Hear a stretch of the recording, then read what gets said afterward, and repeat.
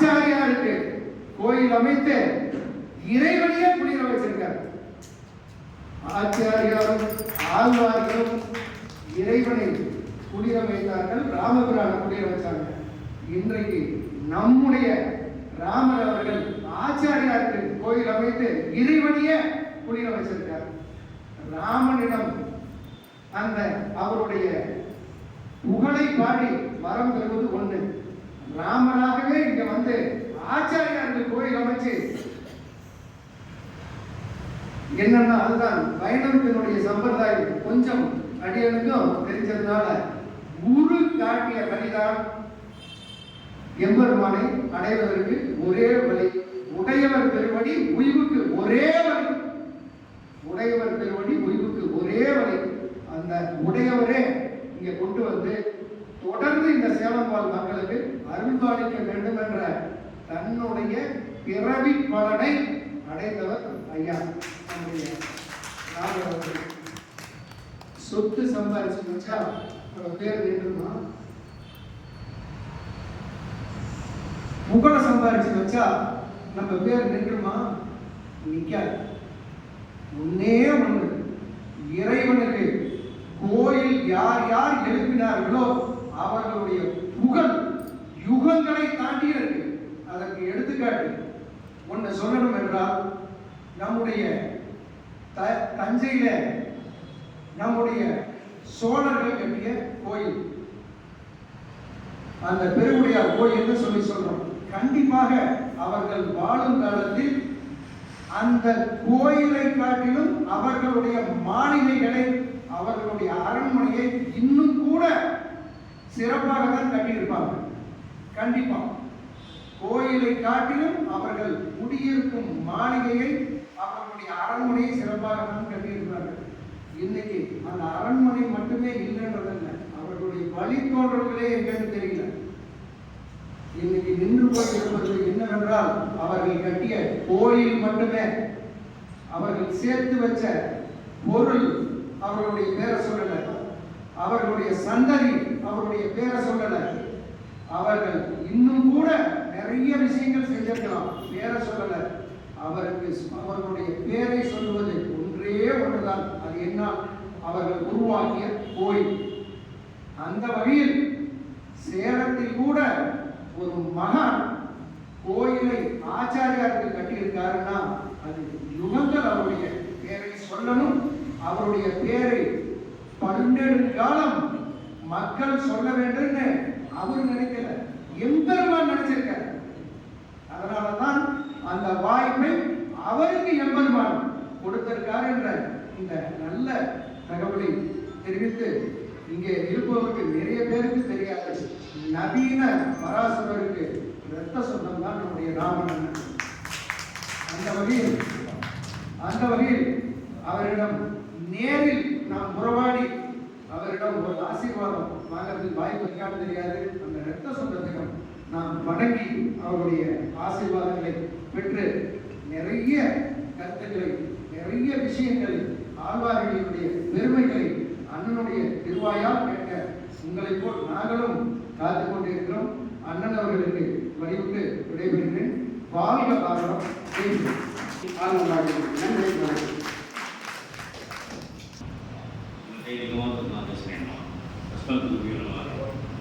அன்பார்ந்த ஆசிரியர் குடும்பங்களே, நண்பர்களே, சகோதரர்களே, உங்கள் அனைவருக்கும் மாலை வணக்கத்தை தெரிவித்துள்ளேன். இன்று அறக்கட்டளை மையமும் சுவாமி ராமானந்தாவின் ஆன்மீக மையம் அவர்கள் இணைந்து நடத்தக்கூடிய இந்து விழிப்புணர்வு ஞான கல்வியிலே இன்று என்னையும் ஒரு பொருட்டாக அறிவித்து என்னை வழிகாட்டுவார் தரப்பிலே பேசுவதற்காக நிர்வாகிகளுக்கு எனக்கு நன்றி தெரிவிக்கிறேன். குறிப்பாக ஐயா ஸ்ரீதர் அவர்களுக்கு நன்றி தெரிவிக்கிறேன்.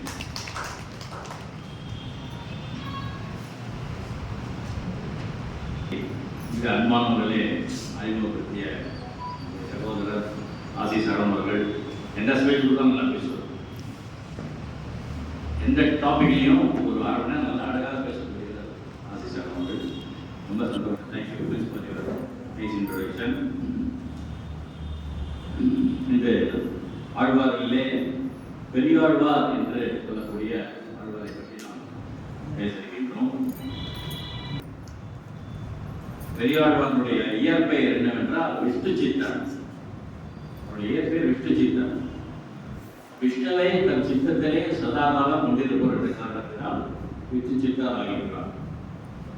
மேலும் விஷ்ணு திருமால் இவரை தன் சித்தத்திலே வைத்துக் கொண்டு அவர் ஆனந்தப்படுகின்றார். பகவானுடைய உள்ளத்திலும் இவர் இருந்து கொண்டு கைகரியம் செய்கின்ற காரணத்தினாலும் இவர் விஷ்ணு சித்தர் என்று பெயர் பெறுகின்றார். இவர் பிறந்த மாதம் ஆனி, சுவாதி நட்சத்திரம், கருட பகவானுடைய அம்சம். பெரியாழ்வார் வந்து கருட பகவானுடைய அம்சம். அவர் சொன்ன தந்தை வந்து குருந்தப்பட்டார், தாய் வந்து பத்மவல்லி நாச்சியார்.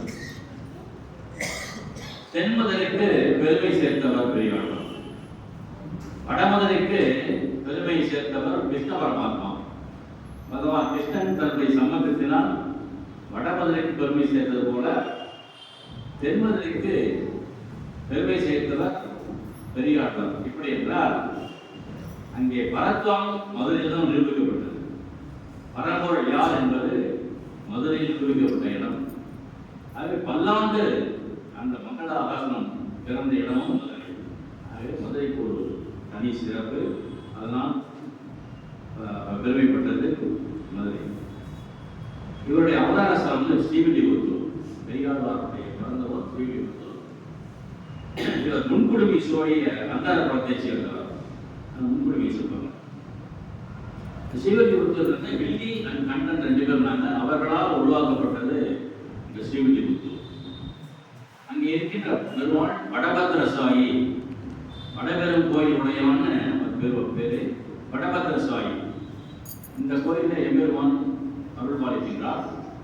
பக்கத்திலே ஒரு நந்தவனம் அமைத்து நம்முடைய பெரியாழ்வார் புஷ்ப செடிகளெல்லாம் வளர்த்து பூக்களை பறித்து பூமாலை சுட்டி எம்பெருமானுக்கு கைகீரம் செய்வதே நமது வாழ்வின் நோக்கம் என்று வாழ்கிறது.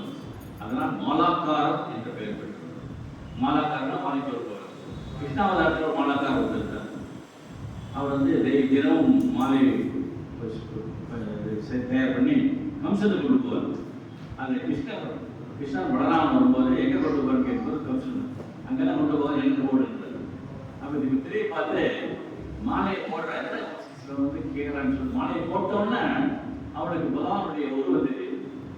அது வந்து இனிமேல் அவன் கம்சனுக்கு போட மாட்டேன், இனிமேல் பகவானுக்கு கைகறி பண்ண வேண்டிய மாலாக்காரர் வந்து அவனுக்கு ஞானம் பிறந்தது. கிருஷ்ணரை பார்த்தவர் அந்த மாலாக்காரர் அவருடைய அதே மாதிரி பெரியாழ்வாரும் மாலாக்காரர். மதுரையிலே ஆண்ட மன்னன் வல்லப ராயர் மன்னன் மதுரை. அவன் வந்து ஒரு நாள் நகர்வனம், இரவிலே நகர்வனம் போகின்றான். அங்கே ஒரு வீட்டில் ஒரு வழிபோக்கன் படுத்துக் கொண்டிருக்கின்றான். அவன் வழிபோக்கனை எழுப்பி என்ன செய்து கொண்டிருக்கிறான் என்றான். என்ன செய்து கொண்டிருக்கிறாய் என்று கேட்டபோது, நான் வழிபோக்கன், பல திவ்ய தேசங்களெல்லாம் சென்று வருகிறேன், மேலும் பல திவ்ய தேசங்களும் போக வேண்டும், யாத்திரை போகின்றேன். அவன் கேட்டான், யாத்திரையினுடைய போயிட்டு யாத்திரையுடைய பலன் என்ன? யாத்திரையின் பலன் பரம்பொருளை அறிதல். என்ன பரம்பொருளை அறிகிறது? அதனாலதான் போயிட்டு அதை பத்தி கொஞ்சம் விவரம் சொல்லுன்னு கேட்டான். அவன் சொல்றான், மழைக்காலத்தில் நாம் தேவைப்படும் பொருட்களை கோடை காலத்தில் தயார் செய்து கொள்ள வேண்டும். அதே மாதிரி இரவில் வேண்டிய பொருட்களை பகலில் நாம் ஏற்பாடு செய்து கொள்ள வேண்டும். அதே போல் முதுமையில் நமக்கு தேவையான பொருட்களை இளமையில் சம்பாதித்து கொள்ள வேண்டும். ஆகவே மறுபிறவியில் நாம் பிறவாமை பெறுவதற்கு இந்த பிறவியை நாம் முயல வேண்டும். எப்படி முயல்வது என்று சொன்னால், பரம்பொருள் யார், நாம் என்ன செய்ய வேண்டும், மறுபிறவி இல்லாமையில் என்ன செய்ய வேண்டும், இதைத்தான் நான் தேடி செய்து கொண்டிருக்கிறேன். அவர் கிறிஸ்துகிறார் படிச்சுட்டார். மதுரை அந்த மன்னனுக்கு ஒரே மனசுக்குள்ள ஒரு குழப்பம். எத்தனையோ செல்வங்கள் இருக்கு, எல்லாம் இருக்கு. ஆனால் இந்த ஒரு இதற்கு விடை தெரியாமல் இருக்குமே, மறுமை இல்லாமல் இருக்கிறதுக்கு யார் பரம்பொருள், அதுவே சந்தேகமாக இருக்கு. எல்லாரும் பல மதங்கள், எங்களுடைய மதங்கள் தான் உயர்ந்தது, எங்களுடைய கடவுள் தான் உயர்ந்தது என்று சொல்லிக்கொண்டு இன்னொரு குழப்பமா இருக்கு. ஆய்வடா அவருடைய அரசாங்க வித்வான் செல்வன் அப்படின்னு ஆலோசனை கேட்கிறேன், என்ன பண்ணலாம், எனக்கு ஒரு குழப்பமா இருக்கு, யார் பரம்பொருள், எதை செய்தால் நாம் மீண்டும் பிறவாழ்வு பண்ணணும். செல்வன் சொன்னால் இதெல்லாம் எல்லாத்தையும் கேட்பேன், எல்லா மதமும் தன்னுடைய செல்வன் சொல்றாங்க, எல்லாரையும் அழைத்து ஒரு போட்டி வைங்க. அதில் அவருடைய வாதம் செய்து தங்களுடைய மதத்துடைய பெருமையை ஸ்தாபிக்க சொல்லுங்கள்.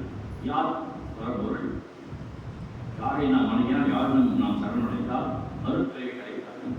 எல்லாம் ஜெயின மதம், புத்த மதம், சாத்திய மதம் என்று பல மதத்தார்கள் எல்லாம் அந்த போட்டியிலே கலந்து கொண்டு அங்கே என்ன பண்ணாங்கன்னா, அந்த போட்டியில் ஒரு பெரிய ஒரு பொற்காசலான ஒரு கிழியை ஒரு மேலே கட்டி தொங்க விட்டு யார் உண்மையான பரம்பரை எதுன்றது உண்மையை சொல்கிறாரோ அப்பொழுது அந்த பொற்கிழி தானாக அவிழ்ந்து விடும் என்று ஒரு எல்லாரும் ட்ரை பண்ணி பார்க்குறாங்க, முடியல. இதற்கு நடுவில் சிவலிபுத்தருடைய பெரியாழ்வாருடைய கனவிலே எம்பெருமான் போட்டிருக்கிறார். அப்பா விஷ்ணுசித்தா, மதுரையில் ஒரு போட்டி நடக்குது, பாண்டியனுக்கு சந்தேகம், இந்த பாண்டியனுக்கு தான் சந்தேகமும் இருக்கிறது, திருவிழையாவில் பாண்டியனுக்கு தான் சந்தேகம். அதே மாதிரி இங்கே பெரிய பாண்டியனுக்கு சந்தேகம் வருது, முழுவத கடவுள் யாரை நாம் வணங்கினால் மோட்சம் கிடைக்கும், மோட்சத்தை கொடுக்கக்கூடிய கடவுள் யார் என்று போய் பேசிட்டு வா, எனக்கு ஒன்றுமே தெரியாது, நான் வேலை பூ கழிச்சு மாலை போட்டுருக்கேன், என்ன போய் நீங்கள் பேசுவோம் அவர் கேட்பது, நீ அப்படின்னா போகிறாய், உன் உள்ளத்தில் நான் இருக்கின்றேன், எல்லாம் நான் செய்கிறேன், நீ போயிட்டு வாங்க சிவாஜி சொல்றது. சார் நேரம் எம்பெருமானுடைய கட்டளை ஏற்று மதுரைக்கு வராங்க.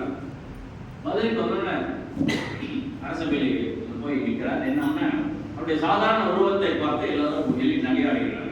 இவன் ஒரு கோயிலில் பூஜை பண்ணுறவன், கைகறி பண்ணுறவன், இது பூ தொடுத்துக்கிறவன், இவருக்கு போய் எப்படி பல வேதாந்த இதெல்லாம் தெரியும், பரம்பொருள் யாரும் செய்யக்கூட ஒரு நகைக்கிறாரு, அவன் வீட்டு பண்ணுறாங்க. அப்போ செல்வன் நபி அவர்கள் இல்லை, இவன் பெரிய பக்தன், இவனுக்கு கடவுள்கள் அபாரமாக கேட்கிறது, தினமும் கைகறி நீக்குவான், இவரால் முடியும் சொன்னோன்னே மன்னவன் சரி நீ பேசி நீ சொல்லுவான்னு சொல்றாரு. அப்போ அவர் சொல்றாரு, பாண்டியன் கொண்டாட பட்டவரான் வந்தான் என்று இந்திய சங்கம் எடுத்து கூட வேண்டிய வேதங்கள் போது விரைந்துகள் இருந்தான் பாதங்கள் யாரும். பலவிதமான வேதம் வேத இதிகாச புராணங்கள் வேதங்களிலும் மேற்கோள் எடுத்து காட்டி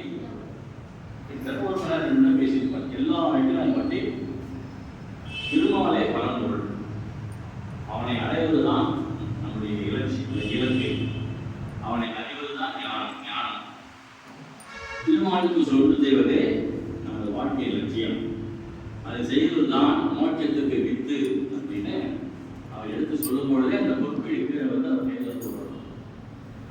எல்லாருக்கும் சந்தோஷம், எவ்வளோ ஆச்சரியப்பட்டு மதுரை அந்த மன்னருக்கு ரொம்ப சந்தோஷப்பட்டு எனக்கு ரொம்ப நாளாக தெரியாத விடைக்கணக்கேன்னு பட்டகிரானை கொண்டாடி பட்டகிரான் பேரை கொடுத்து ஒரு பட்டகிரான் ஒரு பட்டத்தை கொடுத்து தன்னுடைய பட்டத்தை யானை மேல் அவர் ஏற்றிக் கொள்கிறார். ஏற்றுக்கொண்டு மதுரை நகர் பூரா வலம் வருகிறார். மதுரைக்கு நடும்போது ஆச்சரியமா பெரியார் விட்டு சிதறி ஒரு பெரிய பெருமை கிடைத்தது, எல்லாரும் ஆச்சரியப்பட்டு எல்லாரும் நமஸ்காரம் பண்ணாங்க. அப்படி பெரிய ஆச்சரியம் நடந்ததுன்னா, வானத்திலே பகவான் தோன்றுகின்றார், கருடாய் கருடன் மேல் அமர்ந்து கொண்டு மகாலட்சுமியோடு சங்கை சக்கரத்தோடு அவர் காட்சி அளிக்கிறார். இதை பார்த்தோம்னா பெரியாருக்கு பயம் வந்துடும்.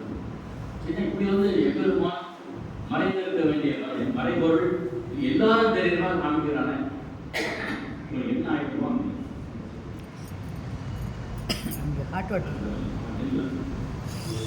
என்ன கண்பற்றுவோம், கண்ணீச்சல் பற்றுவோம்,